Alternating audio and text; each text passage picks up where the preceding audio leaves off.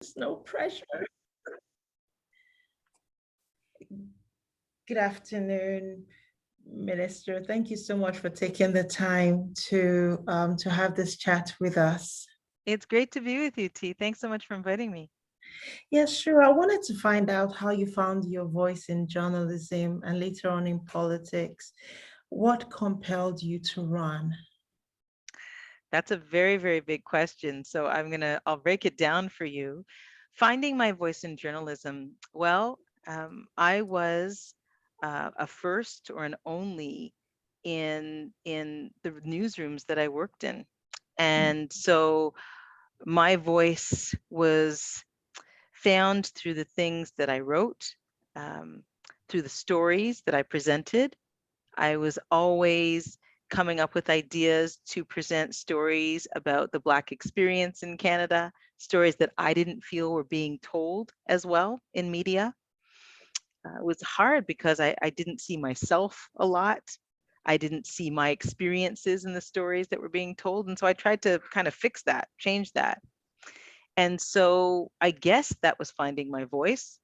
Later on in my career, finding my voice was about asking questions, not being shy about questioning things. Why did we do this? Why aren't we doing these stories more?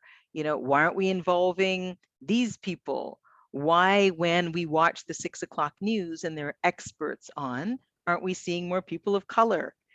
And so later in my career, it was that. And then um, for the last part on the social, so leaving news and going to the social, it was all opinionated. So I talked about everything. It was about being a Black woman, a mom, a partner. I mean, all of these things, and negotiating life and just laying it out. I hadn't been used to telling my own story because that wasn't my job when I was a news reporter, but I most certainly did and absolutely found my voice during my time on the social. And that was about 5 seasons. That was about 5 seasons there. It was the killing of George Floyd that really got me thinking about using my voice differently.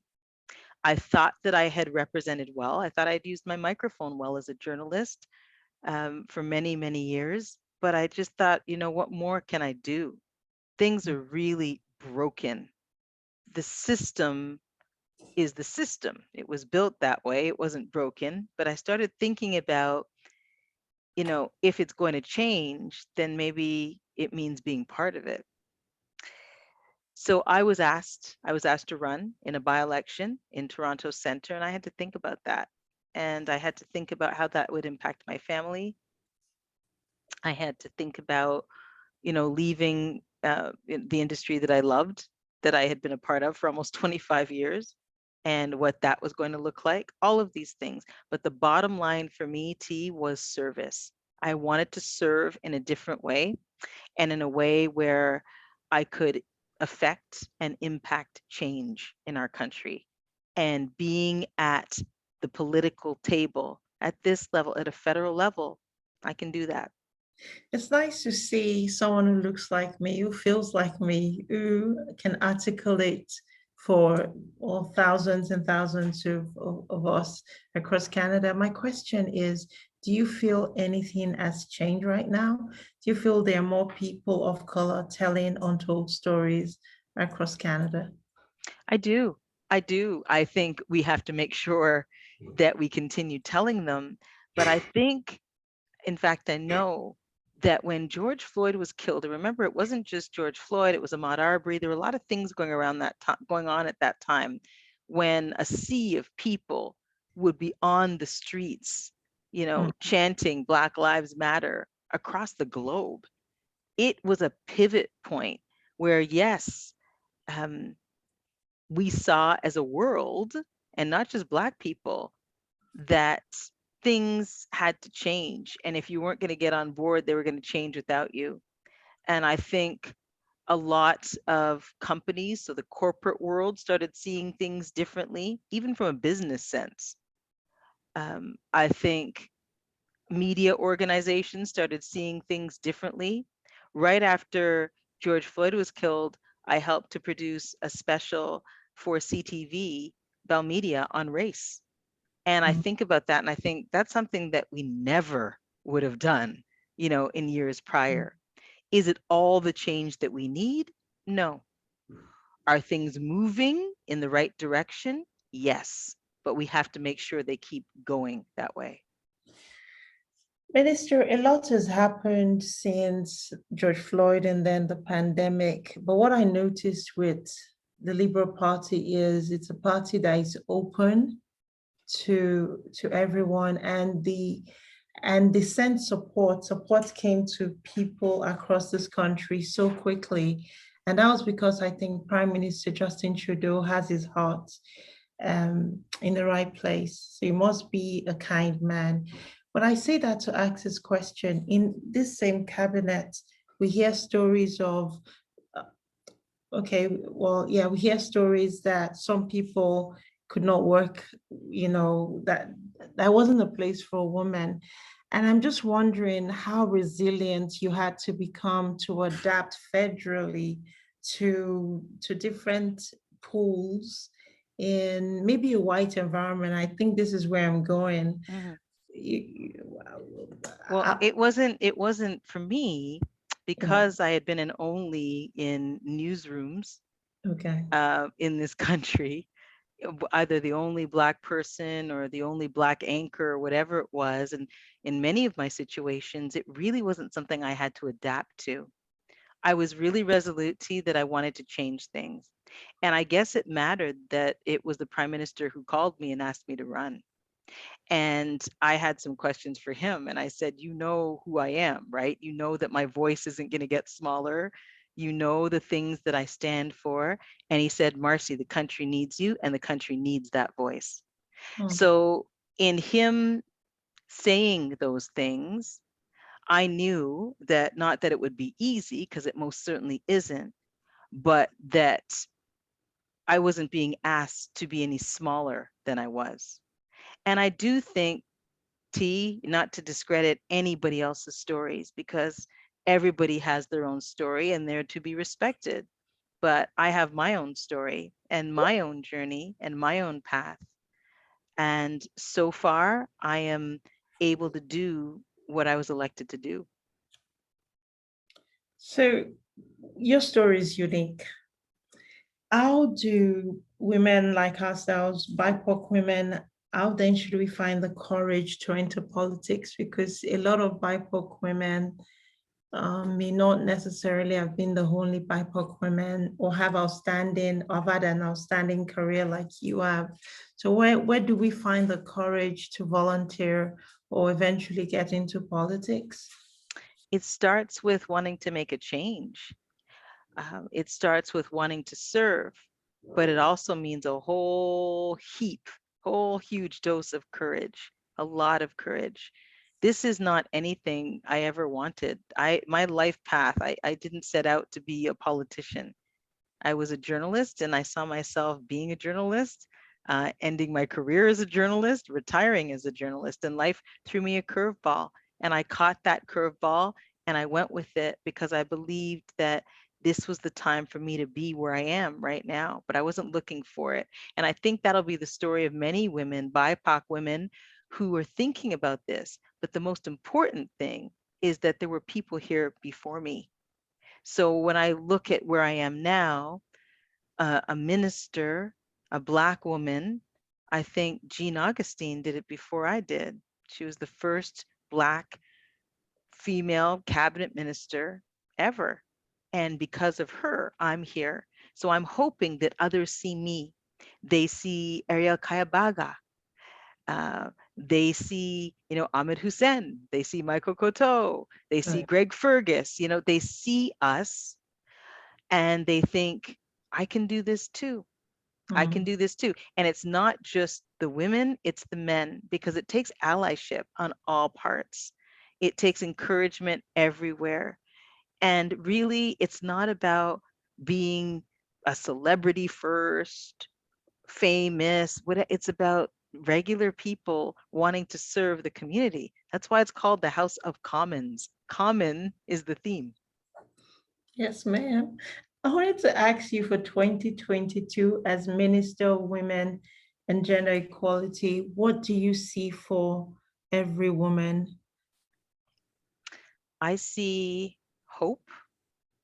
I see great ability. I see the ability to change.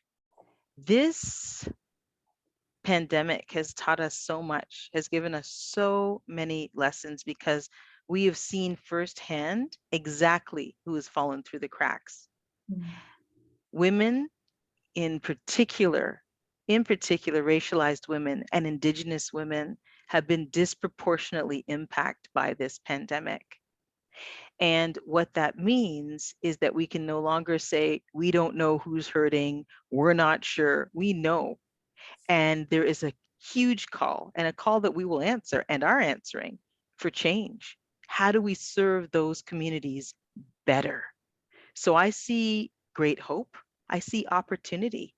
I think of the, Black Entrepreneurship Fund and other Oh, things yeah. that have opened up, Supporting Black Communities Oh, Fund, yeah. things that have opened up Oh, yeah. where we as a community can kind of take and stake our claim in business, um, in any kind of entrepreneurial venture, and say, we're here and we're ready to go.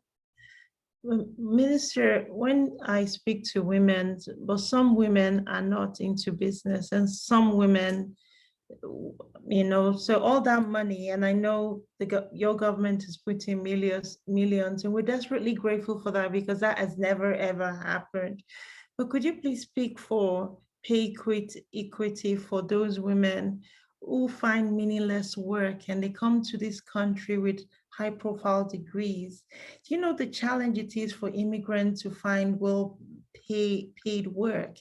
It is a real problem because some women and some people are not even geared for business.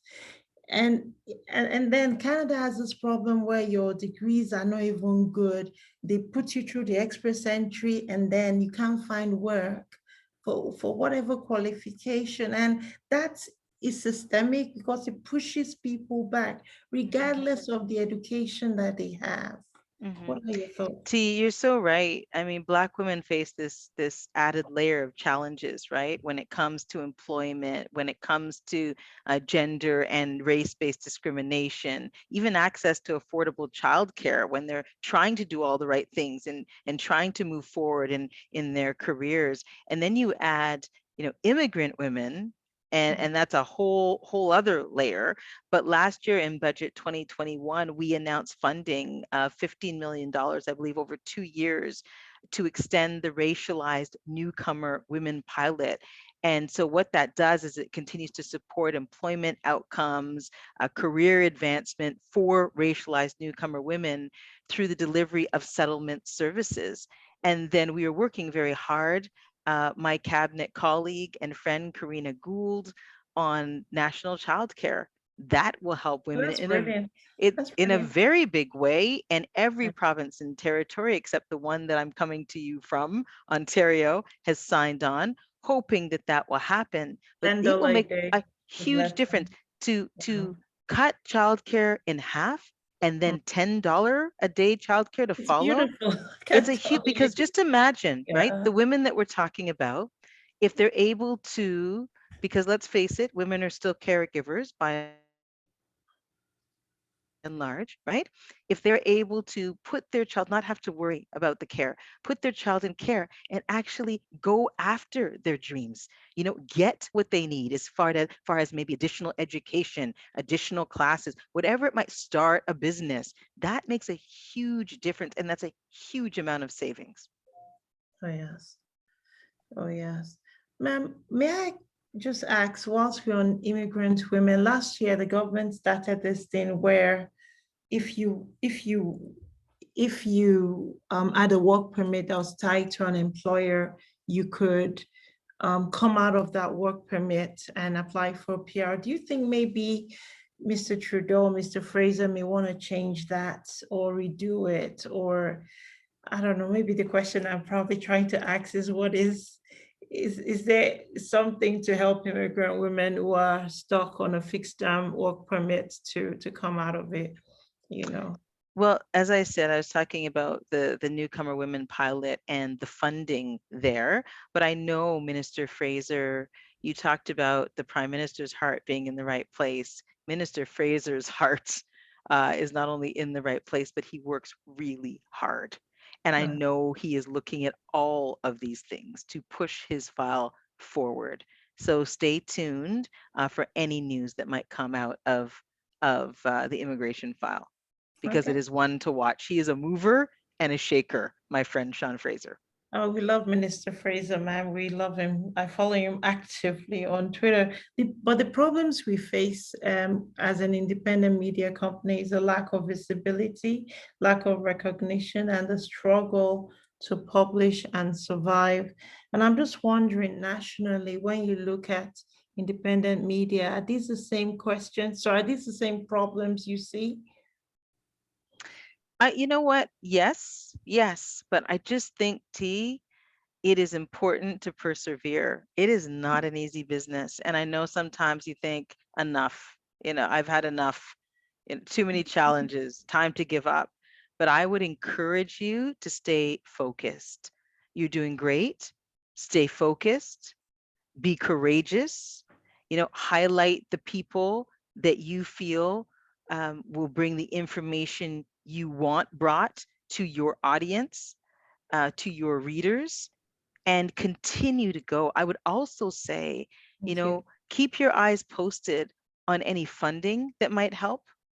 Um, there are so many different things for women right now. I can follow up with you as well through our ministry and others, just to make sure that you don't stop. I know it's hard, but keep going.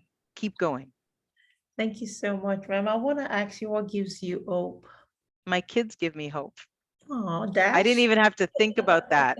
Dash and Blaze, they Uh, give me hope. I see in them the future of this country, but I also see the hope that we all need now, that we all need now. I remember my son, um, at one point, I was having a really rough day. This was some years ago, and nothing was going right with work and it just everything that I was doing. And he looked at me and he said, "Mom, you have to play more."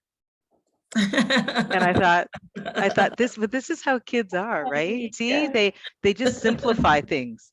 You have to play more, which meant you need to take a time out. You need to breathe. You need to walk away for a bit from what you're doing because it's stressing you out, and you need to take a breath. And my kids are my best advisors. They are my wisest advisors. And it's just simple advice like that. They give me great hope, T. All right. I'm glad I have got a daughter. My sister here is a breeder, but ma'am, how would you advise women to deal with Val from social media? Yes, there was pink shirt today, and I felt really disturbed. And if that is what you see on social media, how do you just deal with that? I like to say the social prepared me for this job Oh, because having, 5 women, 4 and 5 women on a panel talking about water cooler things, the country, the world, personal things, a lot of vitriol, a lot of hate came our way. A lot of hate came my way. And so it's maybe a sad piece of commentary, but I'm used to it. I really am. And the reason that I decided to post what I did, some of the tweets that I got on Pink Shirt Day, was because I wanted to share with others what I normally keep private. You know, um, I have muted a lot of people on social media, so not everybody sees the things that I get. And I thought, no, you know what? I'm not going to hide it. I want people to know. And I also want those people who posted that stuff to know mm, that that they're not going to win. I'm not going to stop.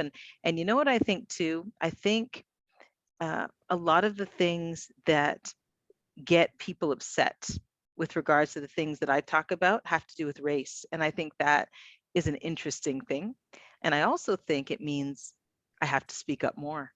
I think when you hit upon a hot topic and people react a certain way, specifically even on, social media or otherwise, it means that it's something that's worth a conversation.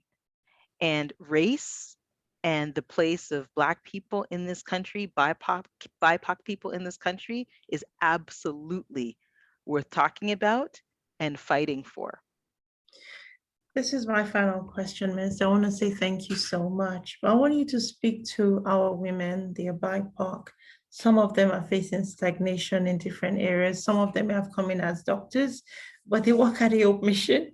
Some of them face food insecurity because of soaring inflation rates, 5.1% in Alberta on Monday. I want you to speak to them and they will listen because you're just like us. What would you say to our women today? That it's hard. It isn't easy to be Black, and it's definitely not easy to be a woman, but we are strong. Having said that, it's also okay to be weak. It's okay not to be okay. And I have been there many times in my life.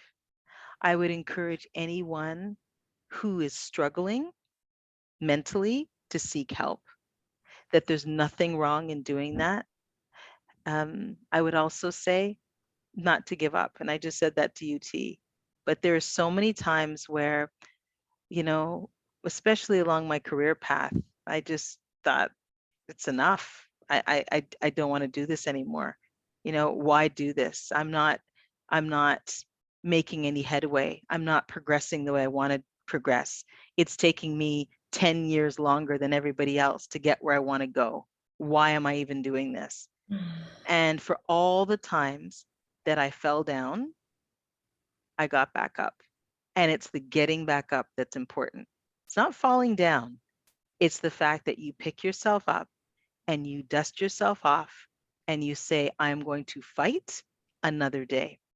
And one day becomes 2 days, becomes 10 days, becomes 2 years.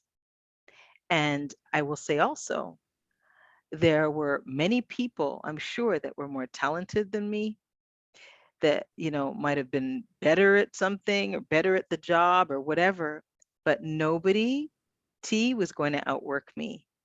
And Right. work ethic is Right. really important because the work doesn't lie. If people are putting the work in, it may take longer to get there, but ultimately you will. That was a beautiful way to end. I love it so much. I want to say a big thank you very much for joining us today. Thank you so much, T. It's been a pleasure.